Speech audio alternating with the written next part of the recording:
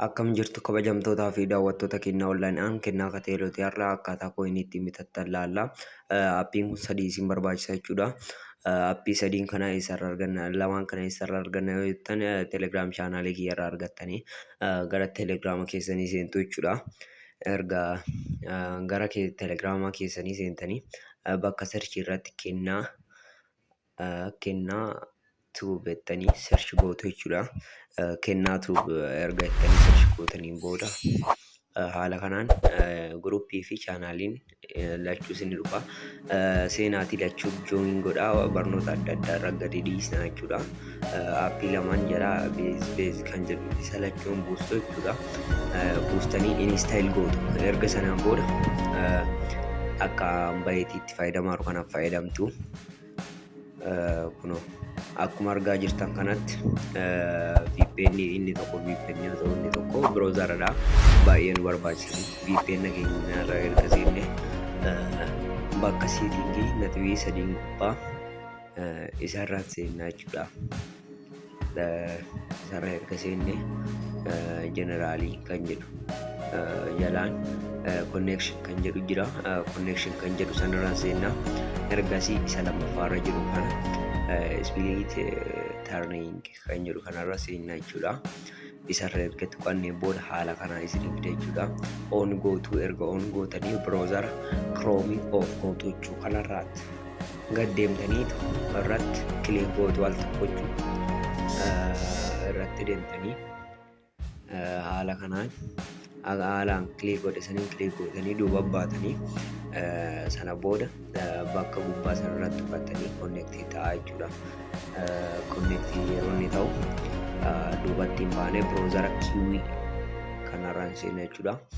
Kiroomiin hin ta'u waan ta'eef kan binnu peepaaladha. Peepaal akkaataa ittiin binne baattan hin beekne yoo ta'e viidiyoo an duraan hojjedhee jira sanarra seenaa ilaala. Asirratti tiktok.com/coin jennee barreessina jechuudha. Erga haala saniin barreessineeti kunoo haala kanaati erga barreessinee sarchi goonaa jechuudha. Sarchi erga goonee haala kanaan barbaadeeti akka tiktookii fiicharii tiktookii qabatee nuuf dhufa jechuudha. Coinii hagana hidhee kun asirratti nuuf ibsaara. Bakka piroofaayilii keenyaa asirratti kunee loogiin goonaa jalqaba. Paaswordii fi imeelii keenya irratti galchina jechuudha. Jalqaba biyya filannaa Itoophiyaadha. Lakkoofsa kiyyatti galchaa jechuudha. Lakkoofsa kiyya ittiin galfadha.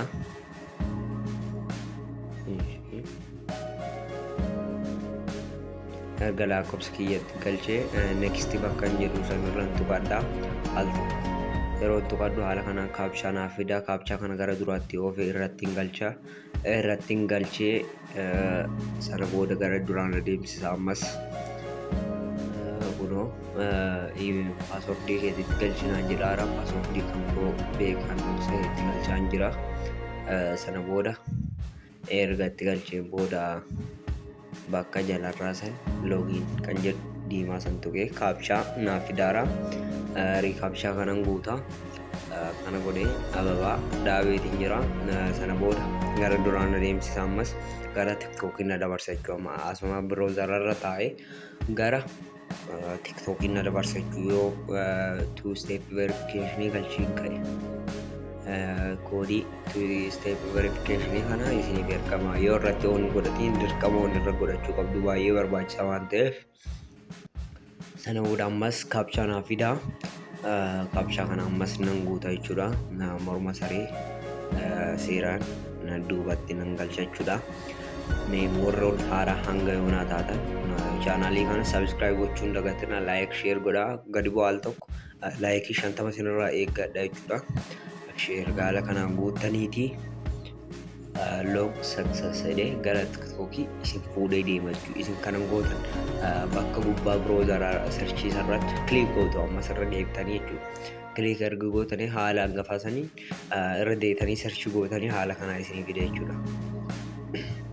Erga haala kanaa isinii fide verify account jedhaara.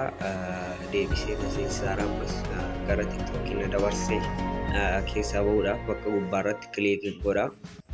erga kilik godhe tiktok.com/coin jedheen barreessa jechuudha. Ergasii search godha. Haala kanaan naaf fidaara. Erga naaf fideeti coinii hamman barbaadu kanarratti filadha jechuudha.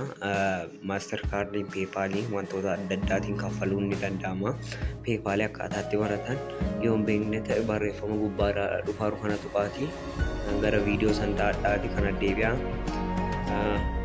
Ishee ganaa fideeti bakka PO Box jedhu kanarratti hangas lakkoofsa waan taane ittiin galcha. Duuba ba'ee VPN kolaalaa ergasii PO Box kan jedhu kanarratti lakkoofsaan caanaa maaliif akka gara peepaalaa kilik godheera refresh godhuuti nan eegaa jechuudha hangas. Erga eegaan jira refresh akka inni godhuuf lakkoofsa PO Box ittiin galcha jechuudha.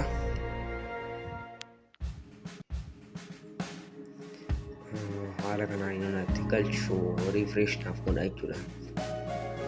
Kunoo refresh naaf godhaan jira. Kunoo kan jedhu kan jalaa diimaa kana nan tuqaa jechuudha. Isiniif hin mul'atu. Kan jedhu jalaan diimaan ni jira jechuudha. Diimaa sarara al tokko kilik yeroo gootan haala kanaan gara peepaalii keessanii isin fudhatee paaswordii fi imeelii keessan itti galchaa isiniin jedha. An kan kooti itti galchaa beekannoos jechuudha. Paaswordii fi imeelii koo dhoksuu waan narra jiraatuuf nan dhorfadha. Sana booda erga ittiin galchee coinii filadheen ture. Kunoo baalaansii cheek godhaara. Baalaansii kamirraa kaffaluu barbaaddanaan jedhaara. An baalaansii tokkoffaa irraan qaba malee baankii irraan qabu. Peepaalii irraan qaba kan gubbaa doolaaraa isa filadhee kontiiniyoo jedhaan jechuudha. Erga kontiiniyoo jedheen waan isteep maalii naan jedhaara. Haala saniin naaf daa request processing naan jedhe galmaa'eetiin jira. Amma naaf dhaqqabaa jechuudha. Kunoo amma na dhaqqabaara jechuudha. Kunoo maal jedhaara natti mul'atu. Isiniif kaleera jedhaara. Coinii baalaansii kiyya achirra laalla jechuudha. Profaayilii kiyya jalaan ni mul'ata. Seeneetu laalla jechuudha. Baalaansii irra seenna. Baalaansii tiktookii kiyya irra seenna. Ishi